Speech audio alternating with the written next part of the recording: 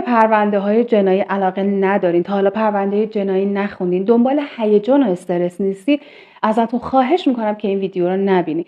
چون این ویدیو و این پرونده جنایی که قراره امروز در موردش صحبت بکنیم بسیار ترسناک و خشن هست و باورش خیلی سخته که یک نفر چی جوری میتونه یه همچین کارهایی رو انجام بده. ازتون خواهش میکنم اگر علاقه ندارین این ویدیو رو نبینید.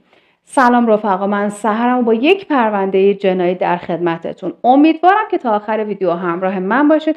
چنل رو سابسکرایب بکنید، لایک بکنید و حتما بیاین حستون آخر ویدیو برای من بنویسید. آیا شما هم حسی که من داشتم و گرفتین؟ یعنی واقعا ناراحت شدین و به هم ریختین و براتون تعجب آور بود که یک انسان چجوری میتونه یه همچین کاری رو در حق هم نوع خودش بکنه. پاییز سال 1402 بود که سمیرا دانشگاه قبول میشه و برای ادامه تحصیل بعد میومده تهران زندگی بکنه و دانشگاهشون خوابگاه نداشته و سمیرا مجبور بوده که یک جایی رو برای خودش اجاره بکنه. به خاطر همین چون هزینه‌هاش رفته بود بالاتر، دنبال کار نیمه وقت میگشته که هم بتونه درس بخونه و به دانشگاهش برسه و همین که بره سر کار و برای خودش درآمدزایی بکنه تا هزینه‌های کمتری داشته باشه و هزینه زیادی به خانواده‌اش وارد نشه و اونا تحت فشار نباشن. به خاطر همین تمام روزنامه‌ها رو زیر و رو میکرد، هر جایی که نیرو میخواستن میرفت سر میزد و پیگیر ماجرا بود، تا اینکه انقدر گشت تا تونست کاری در رشته خودش پیدا بکنه. اونم دستیار دندون پزشک بود. زمانی که سمیرا این کار رو پیدا کرد و اونجا رفت برای مصاحبه کردن، یک ساختمان اداری بسیار شیکی رو دید که تمام واحداش اجاره رفته بود، پر بود. مشخص بود شرایط اونجا خیلی خاصه، چون دفترهایی که اونجا بودن خیلی شیک و بی‌نظیر بودن. گویا متراژشون 500 متری بوده، همشون 2 تا تراس بسیار شیک و بروز داشتن. سمیرا خیلی دلش می‌خواسته اونجا مشغول به کار بشه. زمانی که مصاحبهش رو انجام میداده، سمیرا صادقانه همه چیزو میگه. من چون اینجا دانشگاه قبول شدم باید برای خودم یک خونه بگیرم، ولی نمیخوام که فشار مالی زیادی به خانواده‌ام وارد بشه. به خاطر همین دنبال کار میگردم تا بتونم به اونها کمک بکنم. دکتر شهروز که دلش برای سمیرا سوخته بود و به نظرش آدم خیلی خوبی میومد، تمام تلاشش رو کرد تا به سمیرا کمک بکنه. اونو استخدام کرد، هواشو داشت، حقوقش رو کامل بهش میداد، حتی بهش مساعده میداد و تا جایی که میتونست به سمیرا کمک میکرد. دکتر شهروز رفتارش تو این چند وقت با سمیرا عین یک برادر بزرگتر بود و همیشه هواشو داشت که اتفاقی براش نیفته یا لنگ مسائل مادی نباشه و تا جایی که میتونست در حق سمیرا برادری میکرد. چند وقتی از این ماجرا گذشت تا اینکه یک روز دکتر شهروز اومد به سمیرا گفت من یک درخواستی از تو دارم و سمیرا که تو این مدت همیشه از دکتر شهروز خوبی دیده بود و در حق سمیرا بسیار خوبی کرده بود، بدون اینکه فکری بکنه و بدون اینکه حتی بخواد بشنوه که دکتر شهروز چه درخواستی ازش داشت و پیش خودش همیشه میگفت من مدیون دکتر شهروز هستم و دنبال یک فرصتی میگردم تا بتونم محبتاشو جبران بکنم، به خاطر همین گفت من با کمال میل در خدمت شما هستم، کافیه به من بگین که چه کاری باید انجام. دکتر شهروز از سمیرا درخواست میکنه که با برادر شهاب تماس بگیره و خودش رو به عنوان خواهر یکی از دوستان قدیمیش معرفی بکنه و در مورد این موضوع باهاش صحبت بکنه که میخواد یک پروژه جدیدی راه اندازی بکنه، نیاز به سرمایه گذار داره و میخواد که اون بیاد باهاش مشورت بکنه و اطلاعات ازش بگیره. سمیرا به حدی نقشش رو خوب بازی کرده بود زمانی که تماس گرفته بود و به حدی اون نقش انسان ثروتمند و زیبا بازی کرده بود و قشنگ صحبت کرده بود که شهاب اصلا شک نکرده بود که ممکنه این تلفن سرکاری باشه، اصلا دروغ باشه، من برای چی باید بهش جواب بدم و قبول بکنم که برم اونجا. ولی سمیرا به خاطر حرفه‌ای رفتار کردن شهابو گول زده بود و اونو کشونده بود به مطب.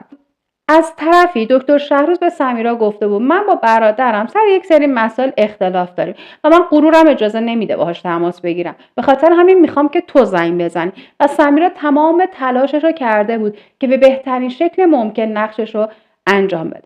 حدود ساعت 3 بعد از ظهر بود که سمیرا لوکیشن دفتر رو برای دکتر شهاب میفرسته. ایشون برادر آقای شهروز بودن، مثل ایشون دندون پزشک بودن، ولی چند وقتی بود که با برادر خودشون قطع رابطه کرده بودن و اصلا نمیدونست که برادرش اونجا یک دفتر داره، یعنی تو خیابون فرشته. یعنی شک هم نکرده بود که حتی ممکنه دفتر برادرش باشه، چون دکتر شهروز و دکتر شهاب سر مسائل مالی به شدت با هم اختلاف داشتن، رابطه خیلی بدی با هم داشتن. به خاطر همین زمانی که دکتر شهاب میرسه و نزدیکای طبقه دوم بوده، یک دفعه شهروز به منشی خودش میگه که بدو برو تو کشو داروی بیهوشی بیار و زمانی که شهاب وارد شد اونو بهش تزریق بکنه. خود دکتر شهروز میره یه دونه از این اسلحه های کپسولی برمی‌داره و میره قسمتی که کاملا به درد دید داشته باشه مخفی میشه. سمیرا کاملا هنگ کرده بود و میگه من اصلا نمیدونستم داره چه اتفاقی میفته، ولی از طرفی چون هر دوتاشون با هم دکتر بودن و مطمئنا حواسشون به سلامتی همدیگه بود، به خاطر همین من شک نکردم. آماده کردم داروی بیهوشی رو، گفتم احتمالاً با برادرش چون خیلی اختلاف داره فقط میخواد ازش زهر چشمی بگیره. و زمانی که در رو زدم و دکتر شهاب اومد داخل، یک دفعه شهروز خودش رو نشون میده. دکتر شهروز شروع میکنه با اون اسلحه‌ای که در دست داشته به سمت شهاب تیراندازی کردن، ولی خب چون کپسولی بوده ضربه خاصی بهش نمیزنه، آسیب خاصی بهش نمیزنه و چند تا از تیرها هم گویا خورده بوده به سمیرا چون اون نزدیک در ایستاده بوده. سمیرا کاملا شوکه شده بود از این رفتارهای دکتر شهروز، اصلا باورش نمیشه که داره با برادر خودش همچین کاری میکنه و میخواد به برادر خودش آسیب بزنه که یک دفعه متوجه میشه دکتر شهروز با باتوم داره میاد و شروع کرد شهابو به زدن و اون ضربه هایی که به شهاب میخورد باعث شده بود که شهاب تعادلش از دست بده و بیفته که سمیرا اونجا اون داروی بیهوشی رو به دکتر شهاب تزریق میکنه.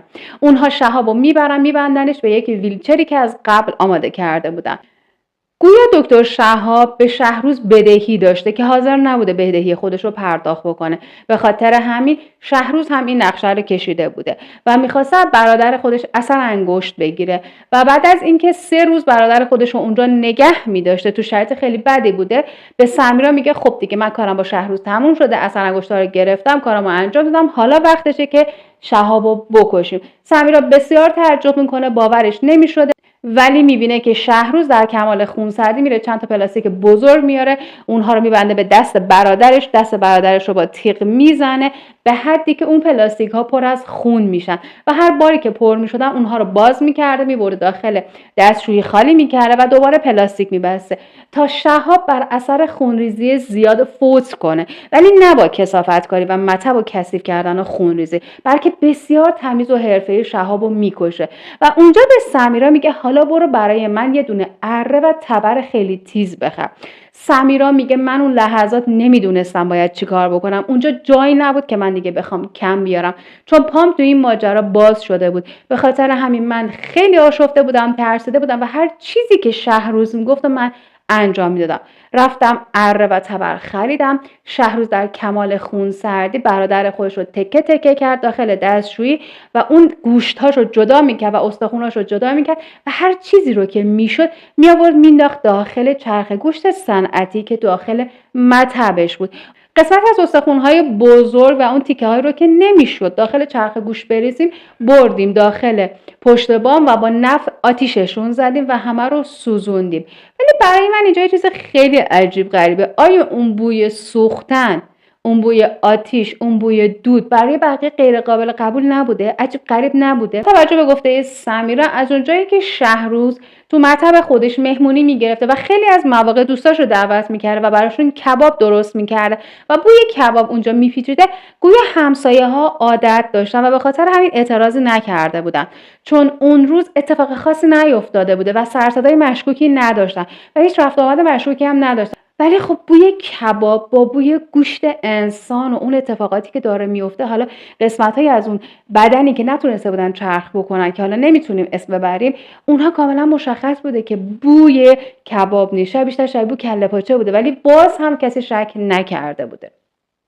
سمیرا میگه ما چند تا پلاستیک بزرگ آوردیم، اسکلت ها و هر چیز رو که سوزونده بودیم داخلش ریختیم، دست من هم اونجا سوخته بود ولی اهمیتی ندادیم، رفتیم گوشتای چرخ شدن هم برداشتیم و رفتیم اونها رو در کوچه های کنار سطل زباله گذاشتیم که هیچ اثری از دوربین نبود و کسی نمیتونست ببینه که ما داریم چی کار میکنیم. دقیقاً 2 هفته بعد از این ماجرا همسر شهاب به اداره پلیس مراجعه میکنه و میگه همسر من 2 هفته از ناپدید شده، نه تلفنش رو جواب میده نه ما میتونیم ردی ازش پیدا بکنیم و هرچی دنبالش میگردیم هیچ نشونی از اون نیست.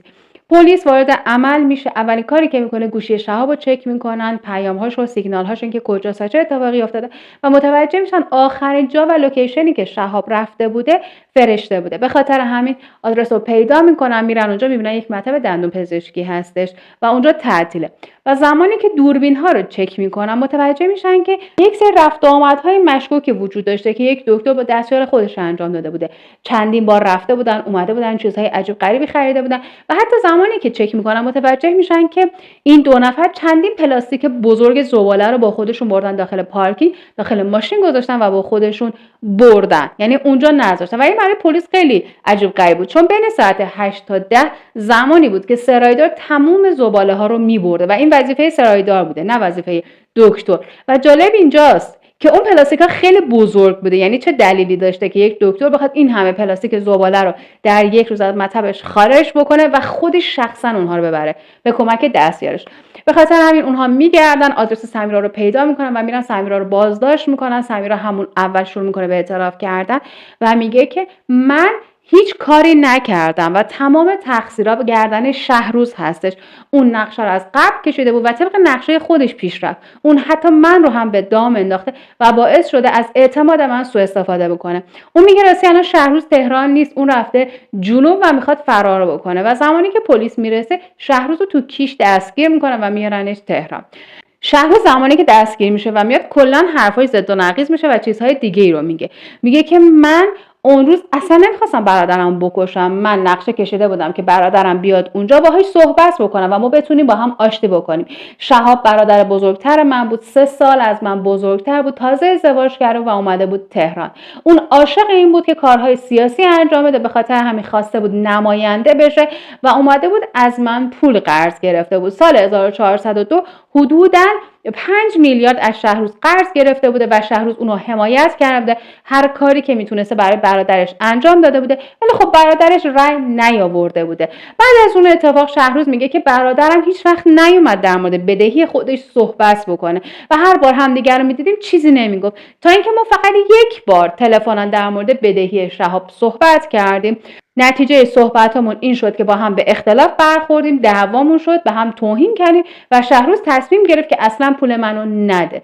من هم تنها فکری که به سرم زد این بود که شهروز رو به یک بهانه بکشم اینجا، ازش اثر انگشت بگیرم، طلبمو از شهاب پس بگیرم و اونو آزاد بکنم. شهروز انکار نمیکنه که شهابو دزدیده، ولی میگه که روز سوم که کار من با شهاب تموم شد، من داشتم میرفتم سمت پارکینگ، دستای شهابو باز کردم، به منشی گفتم منتظر بمون، حالش خوب بشه، حالش که خوب شد بذار از اینجا بره. میگه من هنوز سمت پارکینگم نرسیده بودم که متوجه شدم منشی من یا همون دستیارم به سرعت داره میاد سمت من، بسیار آشفته هست، ظاهرش پریشون شده و به من داره میگه که شهاب به محض اینکه حالش خوب شد به من حمله کرد و میخواست فرار بکنه، منم اونو زدم کشتم.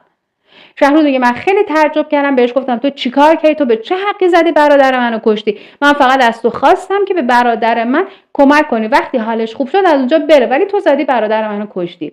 شهروز میگه اون لحظات من نمیدونستم باید چیکار بکنم، واقعا گیج شده بودم و آشفته شده بودم، نمیدونستم آیا کمکش بکنم یا بذارم تو همون وضع همسایه ها ببینن تا آبروی ما بره. به خاطر همین رفتم بالا و دیدم که به محض ورود من سمیرا با گستاخی تمام رفت سمت برادرم که کشته بودتش، شروع کرد برادر منو تکه تکه کردن و اون تکه های برادر منو داخل چرخ گوشتی که من برای دوستام اونجا کباب درست میکردم انداخت و برادر منو چرخ کرد. و پلیس زمانی که بهش میگفت اصلا قابل قبول نیست که چرخ گوشت صنعتی تو مطبه دکتر باشه، شهروز خیلی عادی جلوه میداد، گفت چرا طبیعی نیست، من بعد از ساعت کاری اینجا مهمونی میگیرم، پارتی میگیرم، دوستام میان و من شخصا خودم همیشه براشون کباب درست میکنم، شما میتونید از تمام دوستای من بپرسید، اونها حتی میدونن، چون من خیلی حساس هستم، خودم میرم گوشت رو میگیرم میام اینجا چرخ میکنم و بهش مواد اضافه میکنم. پلیس هر چقدر که مطب شهروز رو میگرده متاسفانه چیزی پیدا نمیکنه و به حدی تمیز این مطب پاک سازی شده بود و هیچ اثری بر جای نگذاشته بود که چندین بار پلیسا اونجا رو میگردن تا بالاخره موفق میشن چند قطره خون روی چرخ گوشت پیدا بکنن که سریع اونو میفرستن به پزشکی قانونی. همچنین یک دفتری در مطب شهروز پیدا میکنم که زمانی که اونو میخوندم مطالب خیلی عجیب غریبی داخلش نوشته شده بود، طریقه آوردن شهاب به اونجا، طریقه کشته شدنش، طریقه اینکه چجوری باید تیکه تیکه بکنه، چه بلاهایی سرش بیاره رو همه رو مو به مو تو اون دفتر نوشته بوده و این نشون دهنده این بوده که شهروز از قبل این نقشه رو کشیده بوده و اینکه به سمیرا کمک میکرده، فقط به خاطر این بوده که سمیرا رو مدیون خودش بکنه تا زمانی که از اون چیزی میخواد سمیرا نتونه نه بگه. و یکی از اتفاقاتی که باز هم پلیس رو مشکوک کرده بود دست سمیرا بود که سوخته بود و این نشون دهنده این بود که حرفای سمیرا و مدارکی که اونجا موجود هست میگه که شهروز قاتله و شهروز برادر خودش رو کشته، اونم به خاطر اختلافات مالی. اونم اینقدر فجیع، مگه آدم میتونه به این راحتی یه نفر رو تیکه تیکه کنه چرخش کنه؟ خیلی وحشتناکه. روزی که دادگاه برگزار می‌شده شهروز خب خیلی آروم بوده، خیالش خیلی راحت بوده. یکی این که میگفته من اصلا مقصر نیستم، اون دفتر هم مال من نیست، احتمالاً اون دفتر هم دفتریه که سمیرا نوشته، اون دستخط من نیست، سمیرا دستخط منو جعل کرده. به خاطر همین زمانی که دفتر فرستادن برای خط شناسی متوجه شدن که اون نوشته ها مال 2 سال پیشه و سمیرا 5 ماهه که اومده تو اون مطب و شروع به کار کرده. به خاطر همین روز دادگاه تمام مدارک رو رو میکنن و اینکه خط شناسی تایید کرده که اون خط خود شهروز هست، آثار خون شهاب اونجا بوده و دست سوخته سمیرا و اینکه پدر و مادر شهروز ادعا میکردن که امکان نداره این دختر تونسته باشه پسر ما رو به راحتی کشته باشه و تکه تکش کرده بوده. شهروز حتی ادعا میکنه اصلا من نگفتم که منشی من بره به برادرم آمپول بیهوشی تزریق کنه، این چیزی بود که اون خودش صلاح دونست، خودش رفت آمپول بیهوشی رو آماده کرد و آورد به برادر من تزریق کرد. چون سمیرا متوجه شده بود که من از برادرم 5 میلیارد پول میخوام یا بوی پول به دماغش خورده بوده، به خاطر همین خودش اومده این کارها رو کرده و پیش خودش گفته بوده که من از این پول میگیرم، در حالی که سمیرا برگشته بود گفته بود که شهروز 5 میلیارد طلب داشت و به من گفته بود که اگر تو من همکاری بکنی من 200 میلیون به تو میدم. من هم از طرفی وسوسه شده بودم چون اون 200 میلیون رو میتونستم بگیرم به خانواده‌ام خیلی کمک بکنم. زمانی که دادگاه بعدی برگزار میشه شهروز کاملا متهم شده بوده و زمانی که خانواده‌اش یعنی پدر و مادرش اونجا حکم قصاص رو میخواستن شهروز به شدت تعجب میکنه، چون شهروز فکر میکرده که پدر و مادرش رضایت میدن، ولی اونجا پدر و مادرش قصاص خواستن. شهروز به خاطر قتلی که انجام داده بود به اعدام محکوم میشه، همچنین به خاطر آدمربایی به 5 سال حبس و همچنین به خاطر جعل اسناد و مدارک به 2 سال حبس و 74 ضربه شلاق محکوم میشه و به خاطر بی احترامی به بدن مقتول به 1/10 پرداخت دیه اون محکوم میشه. یعنی هم اعدام، 5 سال حبس، 2 سال حبس به خاطر جعل اسناد، 74 ضربه شلاق و همچنین پرداخت پول به خاطر اینکه به بدن برادر خودش بی احترامی کرده بود. به 4 سال حبس و 30 ضربه شلاق و به خاطر توهین و اهانت به بدن مقتول محکوم به این میشه که 1/10 دیه کامل رو باید پرداخت بکنه و هر دوشون به سزای اعمال خودشون رسیدن. ولی آیا این درسته که یک انسان به خاطر مسائل مالی و اختلافاتی که با برادر خودش داشته بیاد برادر خودش رو بکشه، اون هم به این طرز فجیع و غیر قابل باور که یک برادر میتونه در حق برادر خودش انجام بده؟ حالا سمیرا میگیم به خاطر پول بوده، به خاطر اینکه گول خورده بوده و هر اتفاق دیگه، ولی شهروز 2 سال تمام برنامه ریزی کرده بوده، نقشه کشیده بوده و برای اینکه نقشهش رو جا بندازه حتی اونجا مهمونی میگرفته و کباب درست میکرده تا اهالی اون منطقه به بوی کباب عادت بکنن، چون میخواسته تیکه های بزرگ برادر خودش رو آتیش بزنه. واقعا غیر قابل قبول یه همچین خصوصیات اخلاقی و صفتی که میتونه توی یک انسان وجود داشته باشه. امیدوارم آدم ها برای حل کردن مسائل مالیشون و اختلافاتی که با هم دارن از خانواده هاشون کمک بگیرن، با هم صحبت بکنن و تا جایی که میشه ما شاهد قتل و از بین رفتن و پاشیده شدن خانواده ها نباشیم. امیدوارم که تا اینجا منو همراهی کرده باشین و حتما چنل رو سابسکرایب کرده باشین، لایک کرده باشین و واقعا به این حستون رو در مورد شهروز و کاری که انجام داده تو کامنت ها برای من بنویسین. همه رو میخونم و میدونین که دوستتون دارم.